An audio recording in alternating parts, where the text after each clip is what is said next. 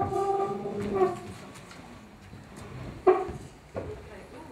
can't see you at all. Okay, it's probably better. Okay, like Louise, I really can't see you at all. Very odd. I'm going to read because notoriously I can't keep to time in my lectures, so if I don't read, then I'll go well over my time. So what I want to do is tell you a bit about The Last American Freak Show, which is a documentary that was directed by Richard Butchins. You may have seen it. It was shown on Channel 4 last year.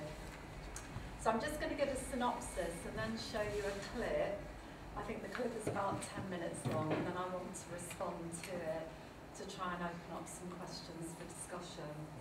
So the documentary is very much a road movie, where I think we can understand it within the genre of the road movie, where driving becomes a metaphor for life itself, offering the promise of self-transformation and the discovery of meaning. In this road movie, a group of self-defined freaks, such as the Lobster Girl, the Half-Woman, Dame Demure and the Elephant Man, career across America in a ramshackle old school bus that's run on stolen vegetable oil. The bus is piloted by Laurent the Clown, Samantha X and Dylan, and they're all able-bodied. And they've started their own show with the aim of reinventing and resurrecting the 19th century sideshow, or freak show as it's more commonly called, with a 21st century twist.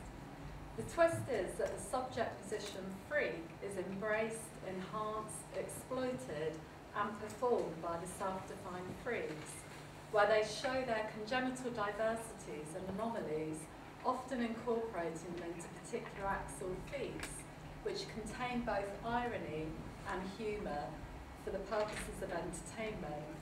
The shows themselves, as you'll see from the clip, are often shambolic, more akin to Bakhtin's notion of the carnivalesque, where the normal is reversed, and the medical and scientific gaze that usually positions those born with congenital syndromes is turned back onto the audience, who are potentially confronted by their own ambivalent fantasies and desires, perhaps fascination, fear, repulsion and pity. Although tellingly, we never hear from the audiences, so we can only project our own fantasies and desires into this space. The documentary was originally to be shown at an event organised by the London Disability Arts Forum, supported by BAFTA, but BAFTA vetoed the film in 2008, deeming it inappropriate. They did, however, suggest an alternative film, Lars and the Real Girl, which is a film made by able-bodied actors and crew about a man with mental health difficulties that has a relationship with a life-size doll. So presumably, this was deemed a positive representation of disability. So the documentary was premiered at the London International Documentary Film Festival in 2009, and as I said earlier, has been shown on Channel 4. After being screened on Channel 4, there were mixed responses, which revealed a tension embodied in the documentary. Is the documentary a celebration of genetic diversities, or does it exploit the disabilities of its members? To what extent is this documentary and the art form itself exploitative? And this might be a question we can return to in the discussion, although I think there are also more interesting questions that we might ask about it and the art form. So I'm not sure, do I need to come out of this for the clip? We can show the clip.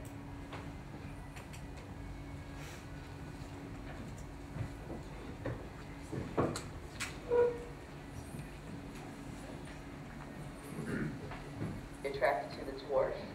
To feel comfortable thinking, oh my God, I wondered if the Elephant Man was contagious, you know, and we're giving them a venue where it's okay to ask what it's like to be different. No matter.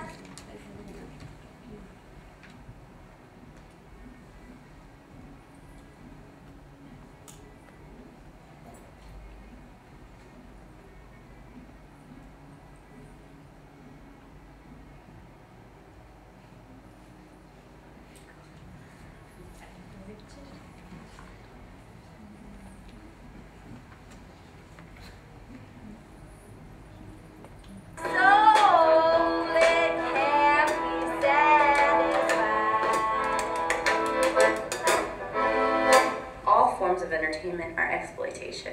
Even the good-looking actresses, you know, the big buff guys, mainstream media, they're all exploiting themselves. And I'm a performer and I love performing, and I'm, you know, that's what I'm doing. And it wouldn't be any more degrading if I was, you know, singing like I normally do, or I'm doing cartwheels in the freak show. People look at me and they're like, that's horrible, but I've always been like this. I'm used to performing, and especially like the acrobats and karates, I had to perform in tournaments in front of people. I had to do that stuff in front of people, so that's not very different. I'm doing this of my own free will because I love it, and there's no other arena for me to do what I want to do. Where else I'm going to go on American Idol and start doing handstands and cartwheels and karate kicks and stuff? There's just not an avenue. Well, tonight will be my first performance as the Black Scorpion. And I'm just, right now, what's going through my mind is I'm just trying to figure out what I'm going to say to the audience when I do my monologue about tying my shoes and shaking hands, and try to make it as real as possible, you know, me as possible. What's the tying your shoes thing? Well, I couldn't tie my shoes until I was in the 5th grade, when I finally taught myself how, because everybody who taught me how to tie my shoes would show me backwards and with the 2 fingers that I don't have. And so I was always like, okay, yeah, that's magic to me.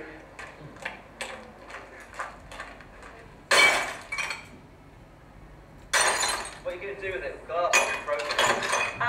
Walk on it, hopefully, we'll see. We've decided that it's about time that she have control over her own act, and I'm going to be learning to... Actually, it's not too bad, actually. Really, think about it. I mean, my back, my skin, on there.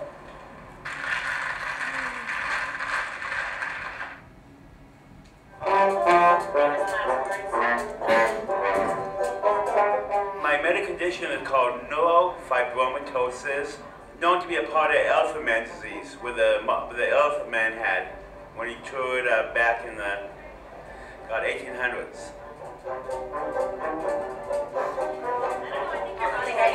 My next surprise is the confusion before their first show. It should give me a clue about what's to come. The show is a complete shambles. The band are out of time and out of tune, there's no stage, there's no PA, and the troops seem totally unrehearsed. Don't stare, they might notice!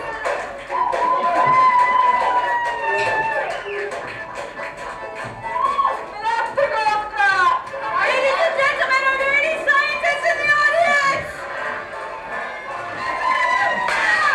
I feel that neither the freak show owners nor the freaks themselves seem to have given much thought to the way that they are portrayed. The show leaves me feeling uneasy, and as a disabled person, I'm dismayed and wondering what I've let myself in for. Maybe things aren't going to be as straightforward as I thought.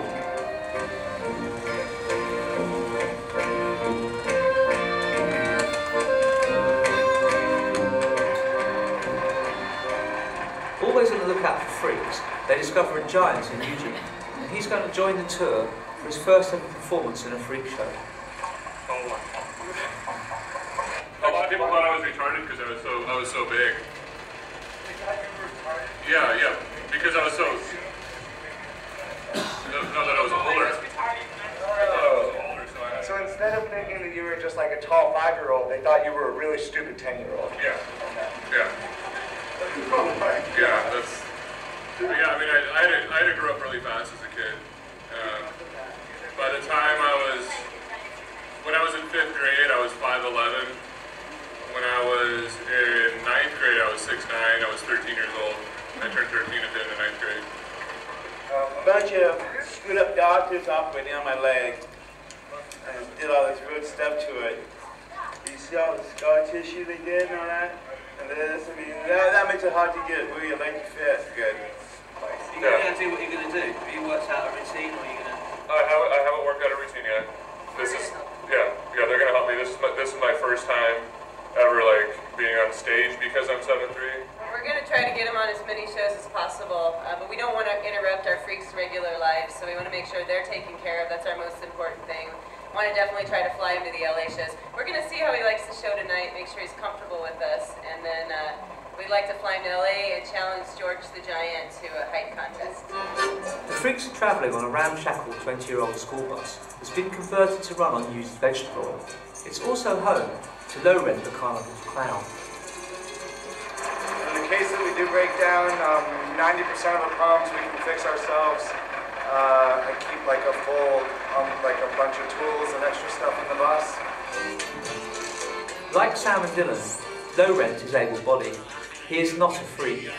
I'd always just say it's a one-of-a-kind show, because as far as I know, there's nothing like it happening right now.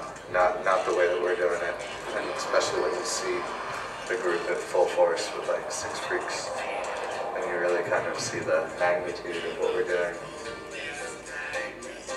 I've never been around people who you would consider handicapped or disabled or a freak, but I've tried to avoid it as much as I can. I've always been uncomfortable when people come up and talk to me. Like, I've heard about the freak show where people come up and say, hey, I've got this. Well, that would happen to me just on the streets, and it's like, well, that's good for you. Why are you telling me this? What's the matter? I don't get to talk when I cry. Nothing's the matter. Nothing's wrong. I just really love. I just really love my life. I love the people. And I love my dog. As sad as pathetic as that sounds, when you're alone.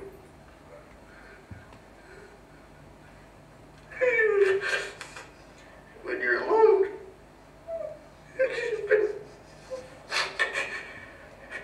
She's been my best friend. And I just miss my baby. She's someone I can always come home to, and she doesn't care if I have 3 fingers. She always loves me. And that's just like my best friends. They don't care, and they know exactly who I am. And they're always supportive, and I mean, I found something like that here. But I love the people that I have in my life. It's a good thing. I know.